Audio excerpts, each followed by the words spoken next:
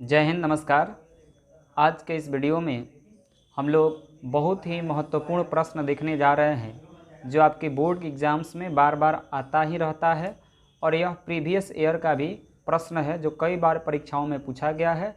आइए देखते हैं पहला प्रश्न है, अयस्क में उपस्थित अशुद्धियों को कहते हैं। ऑप्शन ए है फ्लक्स, ऑप्शन बी है गैंग, ऑप्शन सी है स्लैग और ऑप्शन डी है मिश्र धातु।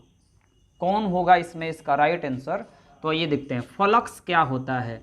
देखिए फ्लक्स जो होता है यह अगलनीय अशुद्धियों को दूर करने के लिए इस्तेमाल किया जाता है। अगलनीय माने जो गलता नहीं है, अगलनीय अशुद्धियों को दूर करने के लिए इसका इस्तेमाल किया जाता है। यानी जारित या निस्तापित अयस्कों में उपस्थित अगलनीय अशुद्धियों को दूर करने के लिए फ्लक्स का इस्तेमाल किया जाता है। इसके बाद है गैंग। गैंग जो होता है, देखते हैं गैंग। स्लैग क्या होता है? तो जब गैंग यानी ये गैंग और इसमें फ्लक्स संयोग करता है तो यह स्लैग बनाता है, यानी आपका धातुमल बनाता है, स्लैग बना लेता है। तो स्लैग किसे कहते हैं? तो जब गैंग और फ्लक्स आपस में संयोग करते हैं तो धातुमल बनता है। मिश्र धातु क्या होता है? तो यह धातु या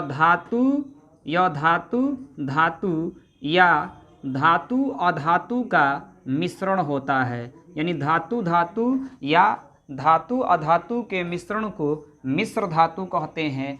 और अयस्क में वर्तमान अशुद्धि को गैंग कहा जाता है। अयस्क में वर्तमान अशुद्धि को गैंग कहते हैं। तो बताइए इसका कौन सा राइट आंसर होगा? तो इसका राइट आंसर कौन सा होगा? Option B is the most correct हो जाएगा इसका आंसर, क्योंकि क्वेश्चन कह रहा है अयस्क में उपस्थित अशुद्धि को क्या कहते हैं? तो गैंग कहते हैं। क्या कहते हैं? गैंग। इसका राइट आंसर क्या होगा? गैंग। अयस्क किसे कहते हैं? धातु धनी वैसे खनिज जिससे धातु सस्ता एवं सुगमता पूर्वक प्राप्त किया जा सकता है, उसी को हम लोग बोलते हैं अयस्क। और अयस्क में धातु की प्रतिशत मात्रा अधिक होती है, जिसके कारण इससे धातु प्राप्त करना आर्थिक दृष्टिकोण से लाभदायक होता है। आइए क्वेश्चन नंबर दूसरा देखते हैं। क्वेश्चन दूसरा है, NiCO का होल 4 में निकेल का ऑक्सीकरण अवस्था क्या है? ऑक्सीकरण नंबर क्या है? ऑप्शन ए है 1, ऑप्शन बी है 0, ऑप्शन सी है 2 और ऑप्शन डी है 3। तो देखते हैं इसका राइट आंसर क्या होगा। देखिएगा यहाँ पे निकेल है और प्लस यहाँ पे 4 मोल CO है और ऑक्सीडेशन नंबर निकालने के लिए हम लोग 0 के बराबर करते हैं। निकेल तो निकेल, CO 4 मोल है। चूँकि कार्बन मोनोऑक्साइड है, यह एक न्यूट्रल लिगेंड होता है और इसका ऑक्सीडेशन नंबर क्या हो जाएगा? 0 हो जाएगा। तो यहाँ पे 0 बराबर क्या होगा? 0। तो इसलिए यहाँ पे निकेल का ऑक्सीकरण संख्या क्या हो गया? 4 × 0 बराबर 0। यानी इसका राइट आंसर क्या होगा? Option B. Option B is the most correct होगा।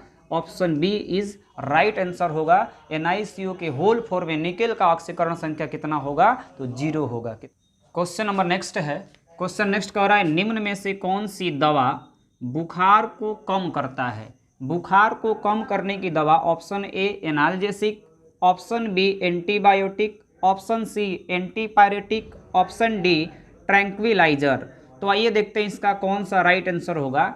एनाल्जेसिक क्या होता है? जो होता है दर्द की दवा होता है। यह दर्द की दवा होता है, यानी जब शरीर में बॉडी में पेन होता है तो इसका इस्तेमाल किया जाता है एनाल्जेसिक का। एंटीबायोटिक क्या है? तो एंटीबायोटिक जो होता है यह बैक्टीरियों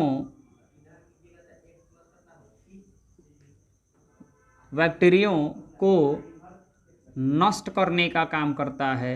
बैक्टीरियों को नष्ट करने का काम करता है कौन? तो एंटीबायोटिक। और एंटीपायरेटिक क्या होता है? तो एंटीपायरेटिक जो होता है यह ताप नियंत्रक दवा होता है। ताप नियंत्रक दवा होता है।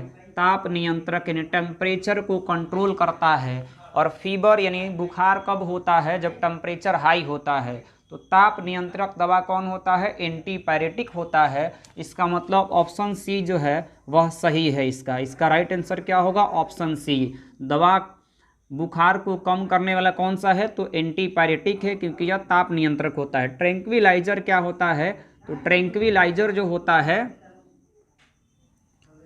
यह तनाव, स्ट्रेस या मानसिक रोग, जो मानसिक बीमारी होता है, मानसिक रोग के लिए इस्तेमाल होता है। निद्रा में कमी आ जाए, नींद कम लगे, तब भी ट्रैंक्विलाइजर का इस्तेमाल किया जाता है। तो याद रखिएगा, एनाल्जेसिक क्या होता है, तो वह दवा जिससे दर्द ठीक होता है उसे एनाल्जेसिक बोलते हैं। एंटीबायोटिक क्या होता है, जो बैक्टीरियों से लड़ता है, मारता है, वह एंटीबायोटिक होता है। एंटीपायरेटिक क्या होता है, तो ताप नियंत्रक होता है, टेम्परेचर कंट्रोल करके रखता है, जिससे आपका बुखार जो है ठीक होता है। ट्रैंक्विलाइजर क्या है, तो यह तनाव या मानसिक रोग के लिए इस्तेमाल होता है। साथ में निद्रा में कमी आ जाए, माने नींद नहीं लगे, तो उसके लिए भी ट्रैंक्विलाइजर का इस्तेमाल किया जाता है।